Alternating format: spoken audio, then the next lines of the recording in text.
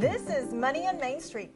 It's now time for our one-on-one talk with our guest CEO of the week. This week, it's certified financial planner Henry Montag. Henry is the co-owner of Financial Forums. Thank you so much for joining us. Oh, thanks for having me here. Now, for this particular topic, we want to give people an idea of when is the best time to buy certain products throughout the year. So let's say January, February.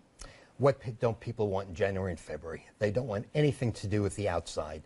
So that's the best time to buy things. Outdoor furniture, lawnmowers, pools, motorcycles, everything that people just don't want to deal with. Buying a home.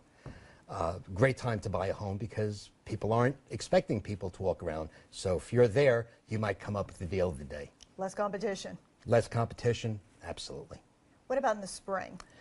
In the spring, people begin eking outside, but there are certain things that manufacturers wind up putting out new items. In particular, cameras come out in February. So come March, all of a sudden people are interested in buying the old model camera. And really, there's very little difference between last year's model and this year's model.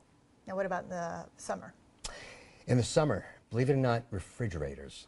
Refrigerators. You would think it'd be the opposite. Don't try to buy an air conditioning that day, but refrigerators are a good deal.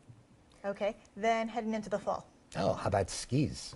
Not many people skiing during the summer, not many people skiing during the fall, but those are items, when people don't want it, that's when I'm buying. October, November, December? Cars come out then, so you really want to make sure that you stay away from buying any type of cars. However, the outdoors is still very much on people's minds. Air conditioners. Who wants an air conditioner? You know, you don't need an air conditioner. Like next summer will never come. Grills, anything that deals with the outside, that's when people are finished with the summer.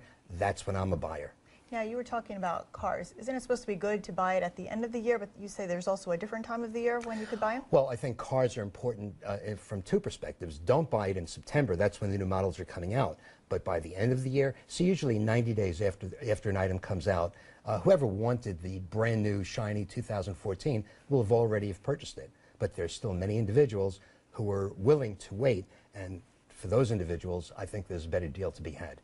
Now, if somebody's thinking of a particular item that you didn't bring up, is there a usual guideline as to, okay, you need to wait 30 days later, 60 days later, 90 days? I think whoever wants to buy a computer, say, after the first 60, 90 days that the new computer comes out, I think people at that point are interested, and that's the time to be buying.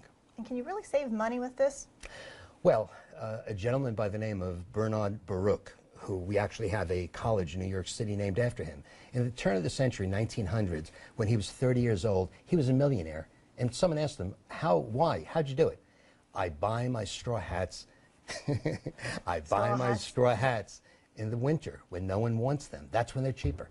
All right. And that was his philosophy. It's good for him. It's good for me. Well, he did become a millionaire. So. At 30. At 30. Excellent.